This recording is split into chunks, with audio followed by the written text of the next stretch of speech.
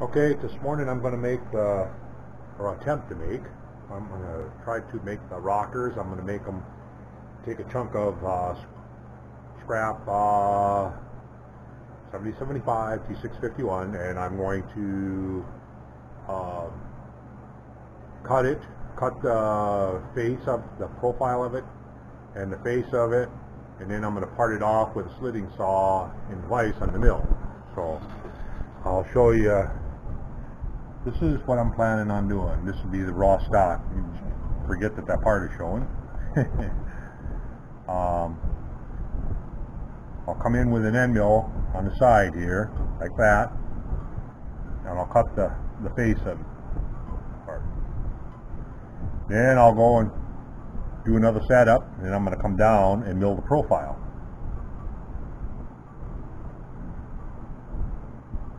I'll mill the profile around it. I'll mill it down slightly thicker than what the material is,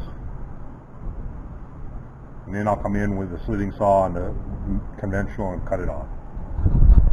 Anyway, that's the plan. We're going to go over to the NC and we're going to set it up and see what we can do. I got the programs loaded, and it's still set up from something else that I was working on. So what I need to do is I need to move this vise stop over here.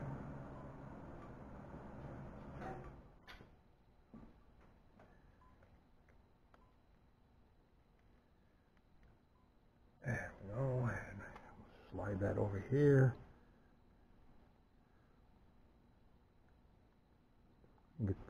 Come on, get the Allen wrench in the hole here. There we go. All right. So, and here's it's just a scrap block, and what I'll do is I'll end up cutting this profile in it, however it looks, like that, something like that. Anyway, I'll lay it like that, and I'll cut that first down about 300, and then after I do that, then I'm gonna have to flip it around. I'll have to flip it around like that. I should have left that vise stop over there and put another one on, and then I'll mill the profile. And once that's done, then I'll go ahead and do the other side. That way I can do a full two of them, one set at a time here. So let's give her a whirl. First thing I need to do is find this back edge and find the vise stop edge. So I need to take my end mill out, put it in the edge finder.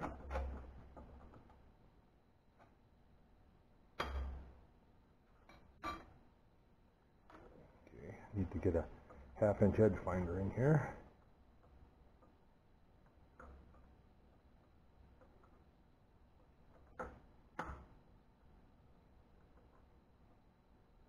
Come on.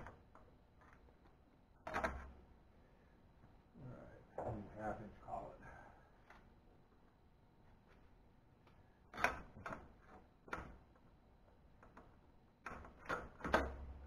So all I was going to take in my stud going down, my drawbar, is I was going to take and knurl that so it's easier to turn. It's not so smooth. Someday I'm going to do that because it's kind of a pain in the butt. If that was knurled, it'd be a lot nicer. All right, now get the edge finder up.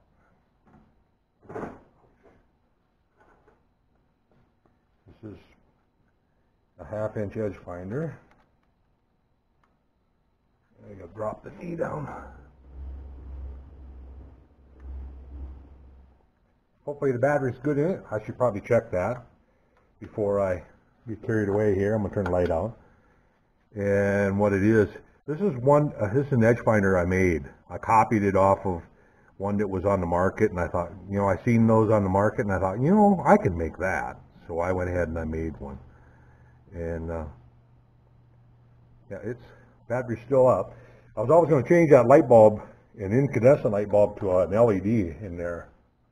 I never did. I guess I just don't use it often enough. You know, we'll just snug it up. And just turn the machine on. Reset. Move over here. And bring my Z down.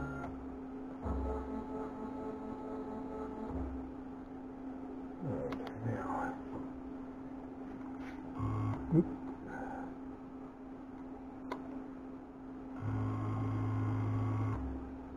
I crank the V up until I pass the lip. And now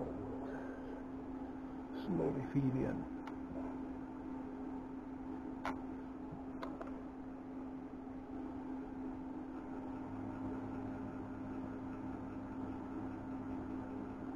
Just going to get it close, and I'm going to go to my little hand wheel here.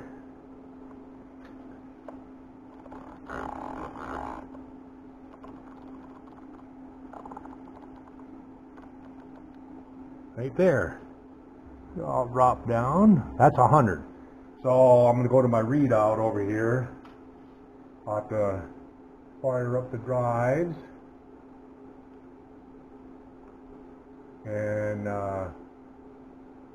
I'm going to zero my Y, and then I'm going to punch in 100 thousandths minus 100. So minus 100. So that one should be set. So now let's go over and pick up the edge finder. I'll just move in.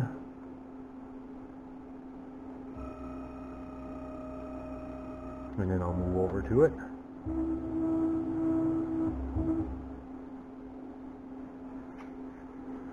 And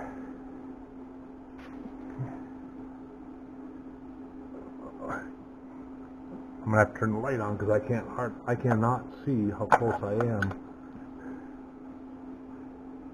Okay, got a little ways to go.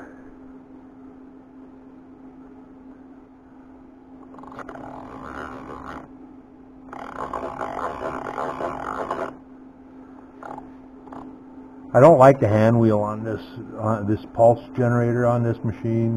It's a real, you know, for the price they charge, they could have done a better job at that. Otherwise, the machine is pretty decent for the price, but the hand wheel, no. I was always going to buy another pulse generator and try to retrofit a different one in, but just never do it. You can hear the clicking. It's a chintzy plastic piece of crap. So, and that I don't like either.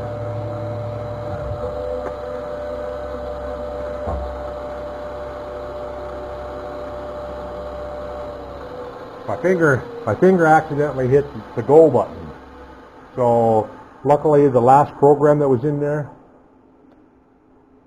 it was off over there somewhere. That's a good thing to do, is dump the program out before you... Wow, that got my heart going. Alright, I'm gonna dump the program out of there before, so I don't do that again. What I'm doing is going to delete the program out, so there's nothing in there. There.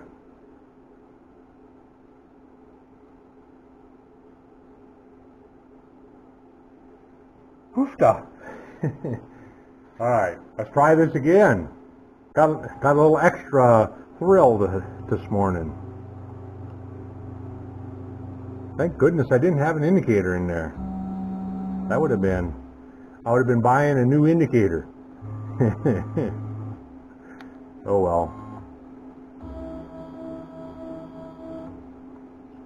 Well, I always say, learn from your mistakes. Well, there's one right there that I definitely won't do again. I can guarantee you that. Alright, let's get that back over there close.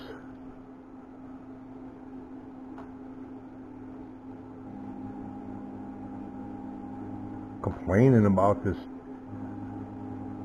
hand wheel, and right away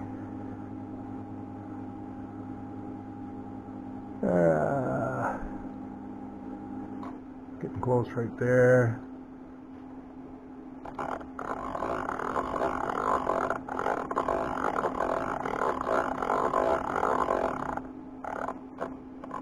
Should be getting close.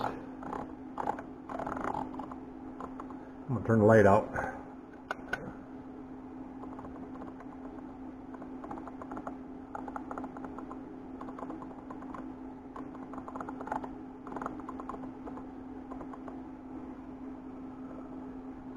I didn't mess up the battery or something. I'm just gonna make something contact just to make sure that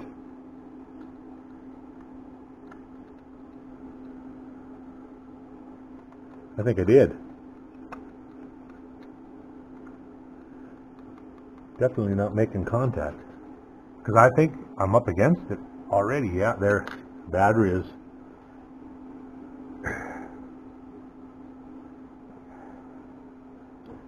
I'm gonna back up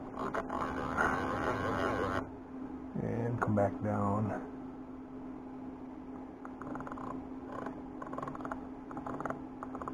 Might have to put a new battery in that.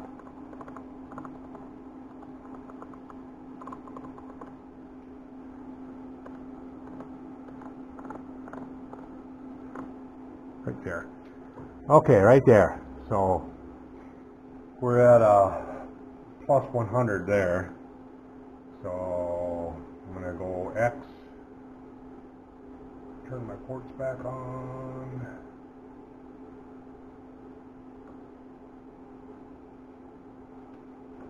And that'll be 2.1.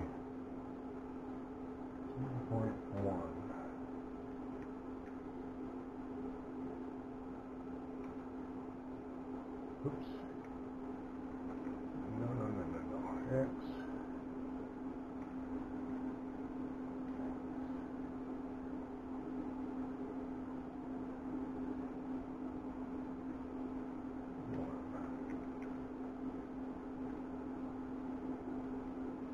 All right. I'm going to drop the knee down, and I'm going to take it to 0. And hopefully it goes to the right spot.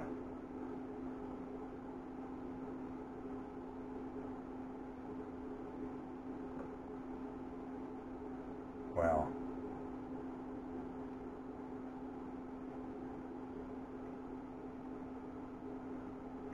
.1. Thought I entered that. Okay. Here we go. Return to 0. Okay, that's Z0 right there, and X and Y0. Let's go down and see. We're there. Should be on that corner of. Just gonna make sure after that little bit of incident there. Don't wanna. All right, so we're there. So we got the corner dialed in. Now, load the part. We're going to go this way first. And we'll tighten that up. We don't have my Z set yet. So, tighten that up right there. Take my edge finder that survived near disaster. But yeah, I think I am going to put an LED in there. It's less, the battery life would last a little longer too.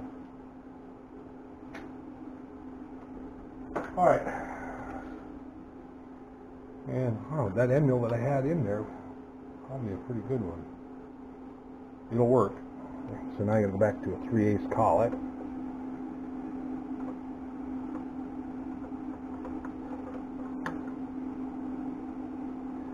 Definitely got to knurl this.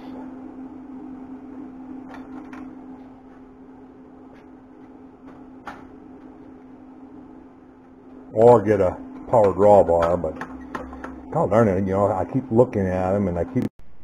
Okay, I got the camera plugged in. This is the first time I've tried to use it while it's plugged in charging.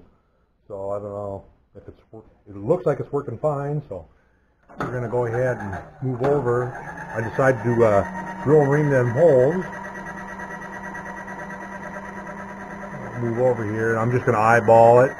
The only critical dimension would be from the hole over to the where the cup, I put the cup in for the push rod. So I'm just going to put a small center drill in there.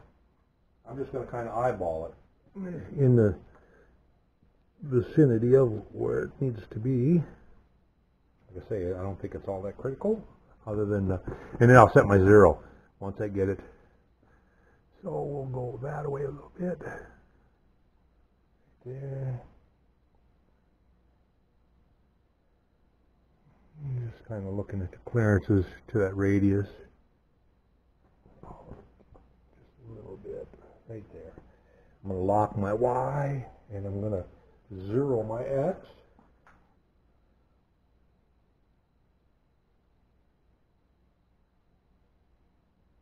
I'm going to move over, and then I'm going to come back to my zero. I think that looks pretty good right there. So we'll poke a hole, see.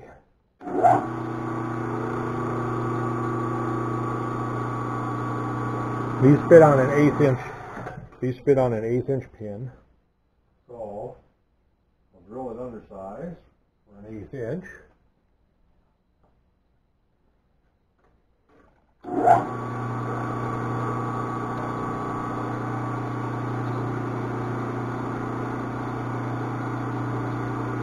I'll drill it through to just the one part. I need probably a 125/5.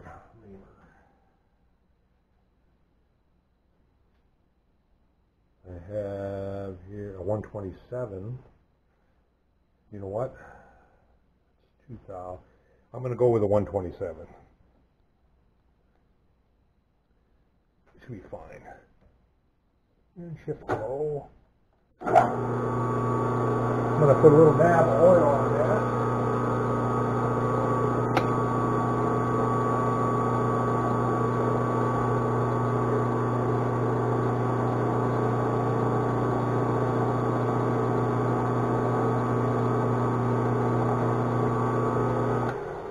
All right. And I'll just flip over and do the other side. And we'll do the same. And I'll do the same thing on the other side. So, take that out, around, and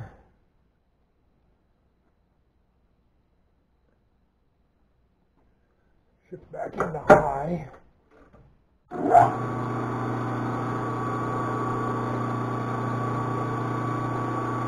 This side looks like it's like it's over that way too far. I'm going to have to shift it. And why would that be?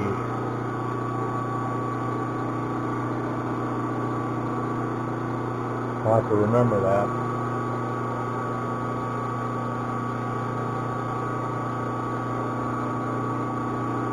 I shifted.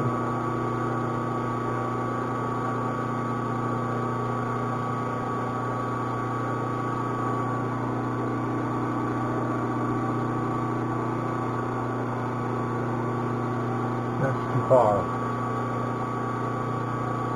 40. Shifted 45. I'm going to write that down here so I don't forget. I don't know why that should have been the same. I bet my stop is hitting the bottom part of that. Oh, well, it won't matter.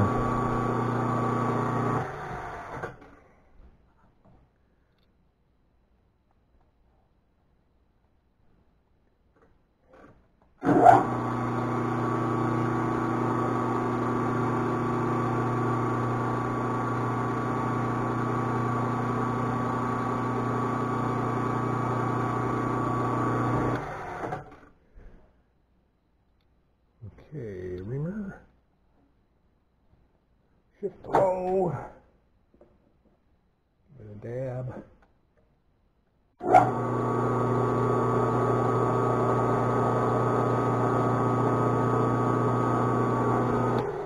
Okay, so now we want to do the top.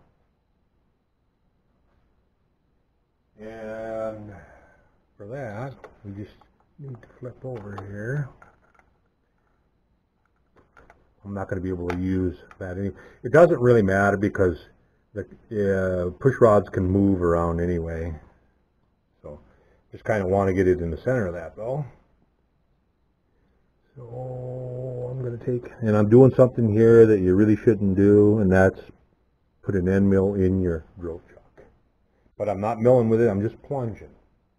But it's because the reason is drills are hard at the end and soft on the shaft. They get softer as they go back. That's why if you get a drill that's been reground, and it's getting short, it's getting softer and softer and softer because their geometry end quenched is what that is. So they're hard out on the end and softer as they get to the end, to the shaft end. So let's move over here. And I'm just going to eyeball it to where it looks pretty decent around it. Like I say, the push rod is going to go in that, and it's really all it's going to do is it can move around, obviously. Okay, make sure I'm in gear here. Yep. And I'm just going to plunge in with a ball end mill. It's an 1/8 inch ball end mill. I'm going to move it a little more, trying to get it kind of symmetrical around the end of it.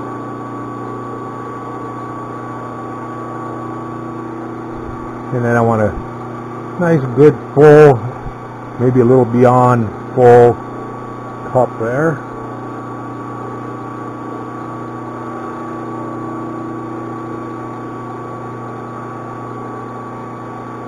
That looks good. And we'll do the other side. Naturally, that one's going to be different from the end here. Yeah, way different. Should be the same on Y though.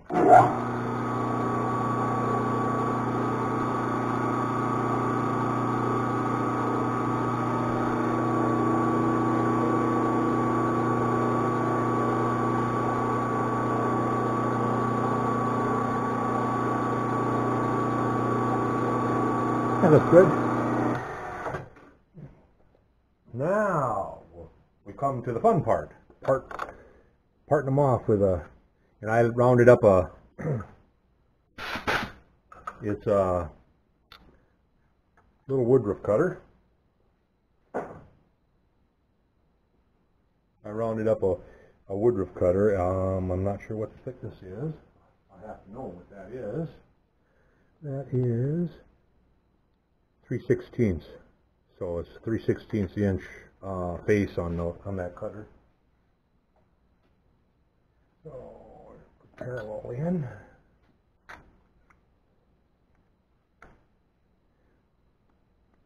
And now we want to put it in like that.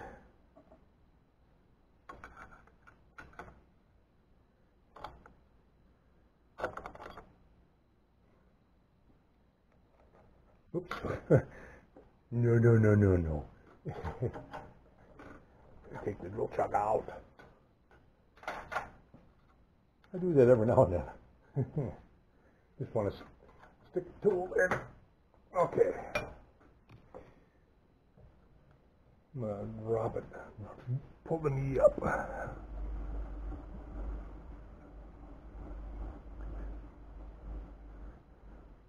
All right. I want to set it off of that surface. Let's put a piece of paper down, bring the spindle down, lock it, and then crank it off, crank it over here. And we know that's 187. So we'll go up 100 and 87. And then now I want them to be approximately, let me see here, I want them about 300 thou thick, so take it back, take the knee up 300 thou. 1, 2, 3. And we should be able to feed right in. Over here. Come on, light. Stay. Light wants to fall down. Alright. And in a little bit. Lock my Y. Should be ready to go. In gear, yep.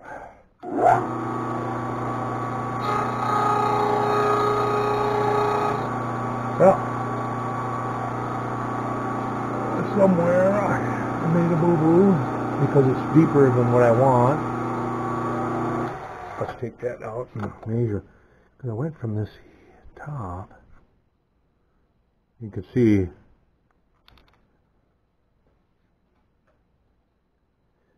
because I can't leave a flange on it. That's 50 thou.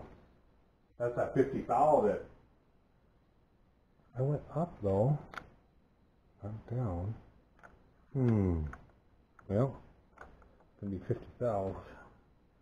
Different than what I wanted, but here we go. Try it again. There we go. I'm going to give it a little shot of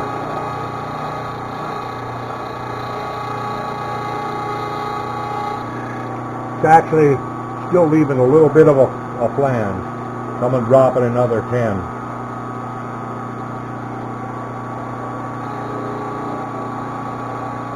There we are.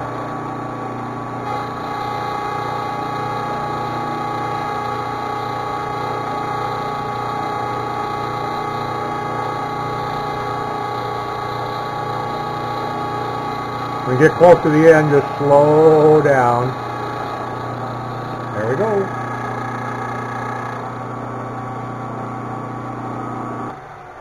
That's one. Should be able to just take and flip it around and do the next one. Same weight.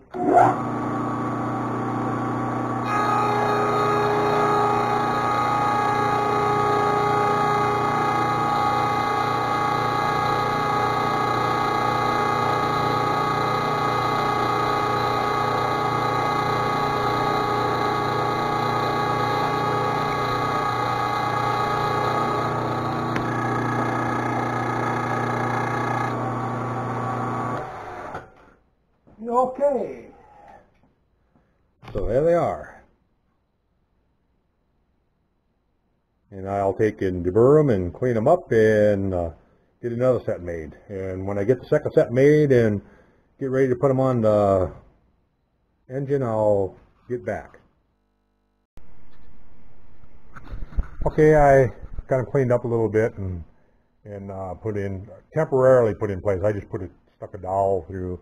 I need to make a washer. I can see now I got to make a washer for under the nut to raise the nut up. And I'm going to put acorn nuts here also, just like down here.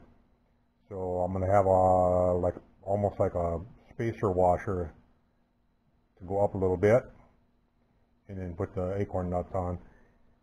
But they fit in place, and now the push rod will come up. But I'm trying to decide what I want to work on next, and I'm thinking I'm going to start working on the cam gear and the cam lobes and basically the cam. I was thinking of getting the valve train all done, so I'll get the cam and that, and then I'll put the lifters, get the lifters made, and then I can do the push rods, and then from there I'll do the crank. Getting there, slow but sure. My computer's been making parts since I started it. It must have made a few thousand already by now. No, At least a couple hundred though, I'll bet. So, but anyway, it looks like it all worked out pretty good for the lifter, or for the rocker arms, so I'm going to sit down and do some calculating, and I'm not sure what the cam gear diameter is yet. I got it in the model. I have it in the model, so I'll bring it up and find out. And I don't know, I don't remember what the teeth, how many teeth, but we're gonna make some blanks and go ahead and make gear, and like I say, make the cam lobes. So I'll have to do a little program. I'm going to do a little program for the cam lobes. What I'm going to do, I'm going to take another, I have a woodruff cutter with a little bit bigger face on it, and I plan on just cutting the profile and then go down, cut the next profile, go down, and then cut the last profile. So it'll all be cut in one setting. So if that works out or not, I'll find out. So what else to say, but we're getting there. So when I come back, we'll be working on the cam. So until then, catch you later.